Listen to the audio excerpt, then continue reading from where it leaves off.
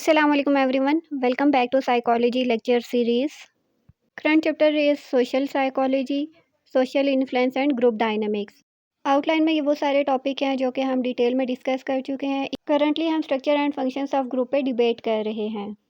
Group decision making, हम देखेंगे कि वो कौन कौन से रूल्स होते हैं जो कि डिसीजन मेकिंग करते हुए हमें फॉलो करने चाहिए। ग्रुप का एक इम्पॉर्टेंट फंक्शन जो है वो कलेक्टिव डिसीजन होता है। अब कलेक्टिव डिसीजन कैसे होता है कि जब ग्रुप मेंबर्स आपस में मिलकर बैठते हैं, डिस्कशन करते हैं, ब्रेनस्टॉर्मिंग करते हैं और किसी एक फाइनल डिसीजन पे पहुंचते हैं, इसको ग्रुप डिसीजन मेकिंग कहा जाता है। रिसर्च के अकॉर्डिंग नंबर ऑफ़ इम्प्लिसिट और एक्सप्लिसिट डिसीजन मेकिंग रूल्स होते हैं जो कि हम ग्रुप डिसीजन के दौरान फॉलो करते हैं। अब एक्सप्लिसिट डिसीजन मेकिंग जो होती है ना, वो रिलाई करती है एनालिसिस पे, जबकि इम्प्लिसिट डिसीजन मेकिंग जो है वो डिपेंड करती है हैबिट्स एंड इंट्यूशंस पे। ठीक है। अब जो इम्प्लिसिट होती है ना, इसमें हमारे पास्ट एक्सपीरियंसेस वगैरह इन्वॉल्व होते हैं। एक्सप्लिसिट जो है ना वो कॉन्शियस होती है और उसके बारे में हम अवेयर होते हैं, जबकि इम्प्लिसिट जो है वो अनकॉन्शियस होती है। एक्सप्लिसिट जो है वो एक एफर्ट वाला प्रोसेस है, इस वजह से उसमें जितनी डिसीजन मेकिंग होती है ना, वो क्या होती है, थोड़ी स्लो होती है।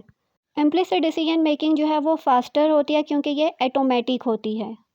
फर्स्ट पे अनएनिमिटी है। अनएनिमिटी में क्या होती है, जो लोग ग्रुप का पार्ट नहीं होते उनको पीयर प्रेशर जो है वो इनकरेज करते हैं कि वो ग्रुप का पार्ट बन जाएं, ग्रुप से अलाइन कर लें। Secondly majority wins. Obviously majority लोग जिसकी तरफ वोट करेंगे वही जीतेगा। ठीक है। उसके बाद ट्रूथ विंस है, यानी फोकस किस पे क्या होता है, सच पे होता है। जो चीज़ें करेक्ट होती हैं वो ऑब्वियसली जीत जाती हैं। उसके बाद टू थर्ड्स मेजॉरिटी है, यानी टू थर्ड वोट्स जो है उसको फोकस किया जाता है। जब टू थर्ड वोट मिल जाता है तो इसका मतलब है कि वो लोग जीत जाते हैं।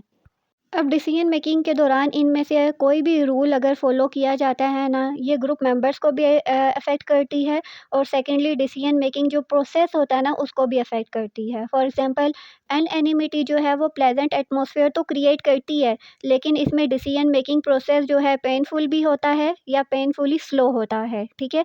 क्योंकि आपने दूसरे लोगों को इनकरेज करना होता है, तो आपको किसी को इनकरेज करते हुए बहुत ज़्यादा टाइम लग जाता है। क्वेश्चन आंसर्स होते हैं, डिबेट होती है, डिस्कशन होती है, उसके बाद कोई डिसीजन लिया जाता है। तो ये पेनफुली एक स्लो प्रोसेस होता है। हो सकता है लोग इनकरेज हो भी जाएँ और हो सकता है आपको ज़्यादा एफर्ट रिक्वायर हो। ठीक है। उसके बाद मेजॉरिटी विन्स है। अब इसमें क्या होता है कि लोग जो हैं जीत तो उसी की होती है जो मेजॉरिटी में होते हैं, लेकिन फिर भी बहुत से लोग उससे डिससैटिस्फाई भी होते हैं। लेकिन ये जो है डिसीजन मेकिंग प्रोसेस को स्पीड अप करता है। फॉर एग्ज़ाम्पल, अभी हमें किसी चीज़ के लिए वोटिंग चाहिए, ग्रुप मेंबर्स बैठे हैं, तो हम फ़ौरन से वोटिंग करवाएँगे और मेजॉरिटी जो होंगे वो जीत जाएँगे। जिनको मेजॉरिटी को वोट मिलेगा वो जीत जाएँगे। ठीक है। तो ये एक बहुत ज़्यादा फ़ास्ट प्रोसेस होता है as compare to anonymity. Advance voting करवा के ग्रुप मेंबर्स के दरमियान हम लोग डिसीजन ले लेते हैं। Next one is role, status, relations. अब जो ग्रुप स्ट्रक्चर्ड होते हैं ना, वो रोल्स में स्ट्रक्चर्ड होते हैं। फिर वो लोग डिफरेंट एक्टिविटीज़ परफॉर्म करते हैं जो कि ओवरऑल ग्रुप की फंक्शनिंग को फैसिलिटेट करते हैं। अब टू टाइप के रोल्स होते हैं, एक टास्क स्पेसिफिक रोल्स होते हैं और दूसरे जो हैं वो जनरल रोल्स होते हैं। Roles are critical.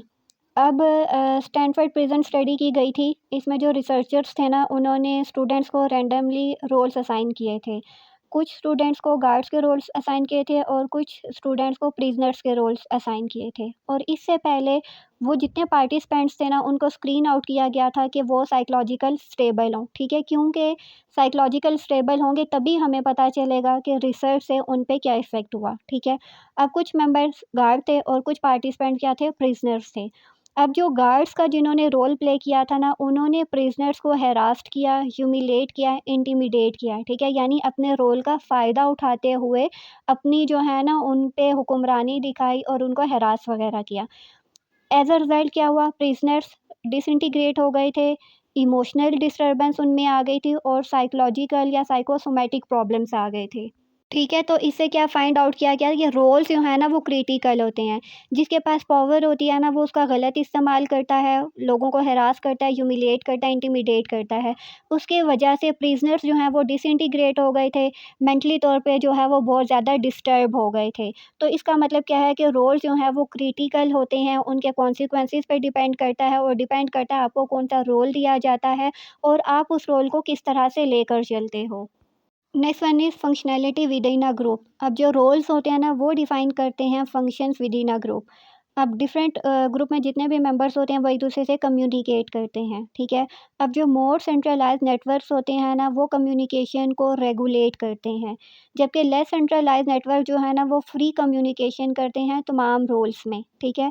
तो एज़ अ रिज़ल्ट क्या है कि सेंट्रलाइज़्ड नेटवर्क जो हैं, वो अच्छा परफ़ॉर्म करते हैं सिंपल टास्क के लिए, लेकिन कॉम्प्लेक्स टास्क के लिए वो अच्छे नहीं होते।